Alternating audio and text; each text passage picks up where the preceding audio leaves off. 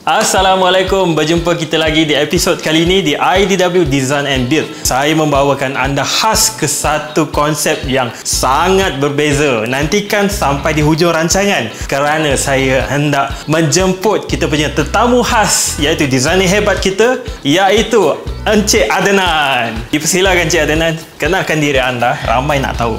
Hai, Assalamualaikum semua. Saya Muhammad Adnan as a project designer untuk IDW, dan this is one of the dream home project. Marilah kita bersembang-sembang Cik Adnan. Saya nampak konsep rumah ni agak berbeza dari yang biasa-biasa kita buat. Apakah kelainannya Cik Adnan? Basically for this particular house, dia location di Pines, Ampang, dan keluasan dia lebih kurang dalam 1100 square feet. So basically untuk rumah ni dia berkonsepkan country contempt. Basically country contempt tu, Aijin tahu tak apa benda sebenarnya? Saya tahu country saja. Okay, country contemporary tu adalah basically is an American farmhouse ataupun suburb punya area. Normally kalau kita tengok rumah-rumah old American side, dia akan ada a very simple building and a very simple texture lah. Dia tak main dengan building-building yang sangat eksklusif ataupun elegant.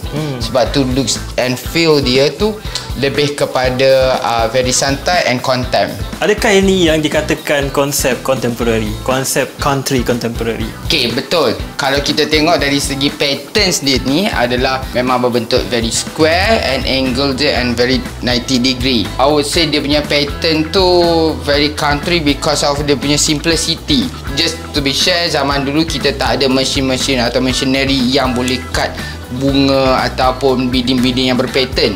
So they go for very simple building 90 degree, senang untuk potong.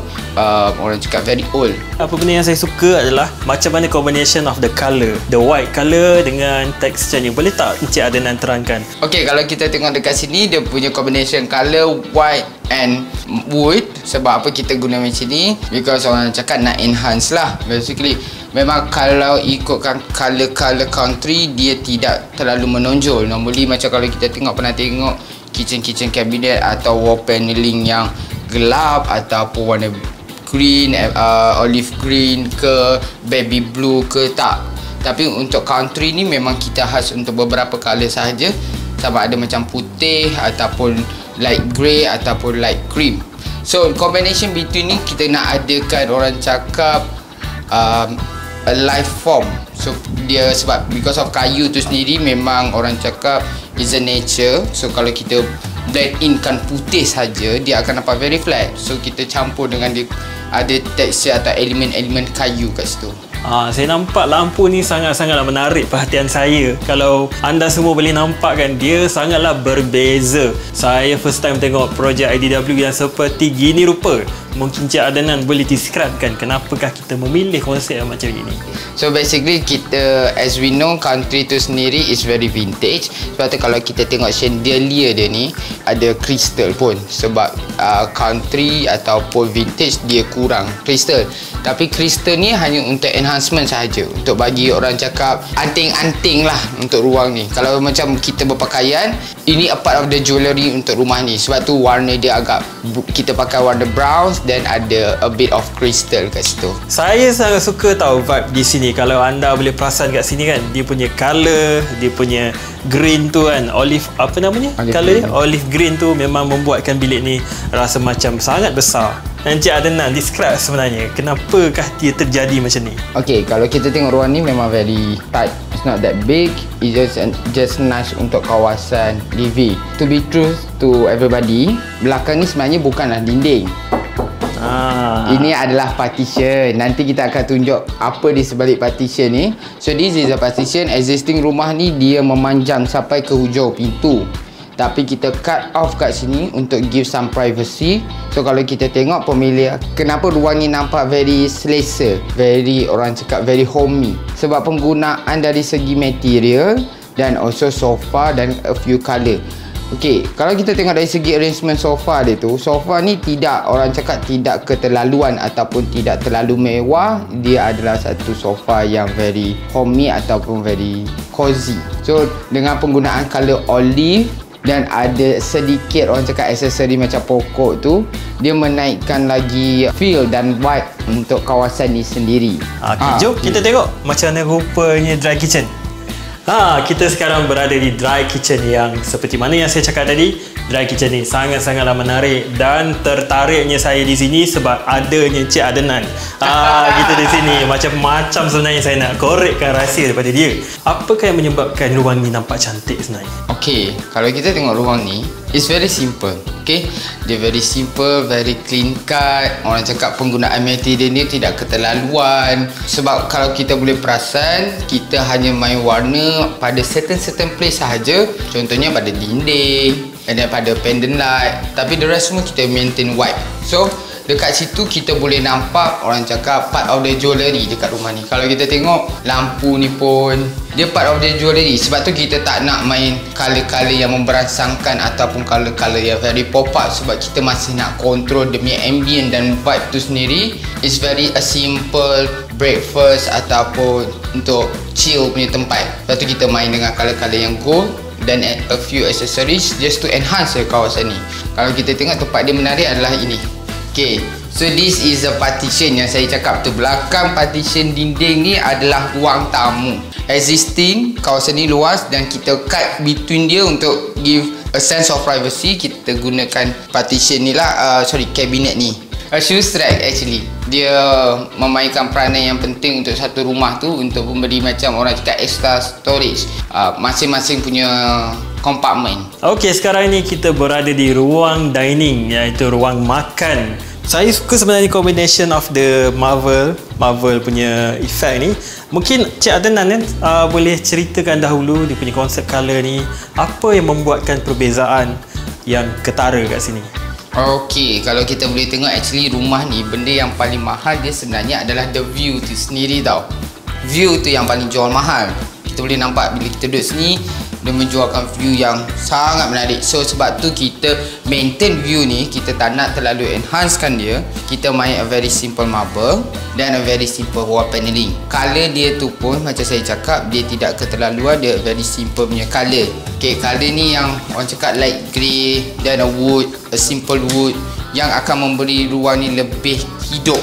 Saya nak bongkarkan rahsia kita punya audience sebab saya perasan follower IDW ni dia sangat suka benda yang hidden, terutamanya macam ni, hidden door ni. Apakah definisi hidden door bagi Cik Adnan ni? Hidden door dia sebenarnya memang orang cakap favourite everybody. Sebab apa? Penggunaan hidden door tu sendiri orang cakap untuk bagi sense of privacy, tapi kita tak nak macam orang cakap terlalu banyak pintu dekat ruang atau dekat sesuatu ruang tu. Macam ni adalah ruang yang main, kawasan ni adalah ruang main. Adanya hidden door ni dia akan bagi sense of privacy, tapi dalam masa sama dia akan menjadikan satu estetik untuk sesuatu ruang tu sendiri. Asalnya belakang ni kita ada lorong ke setiap bilik, tapi untuk memberi orang cakap extra privacy untuk family ni, kita tutup ruang tu connected to our dinding ni dan kita buat hidden door untuk bagi privacy. Siapa nak tengok sebenarnya macam mana pintu ni terbuka?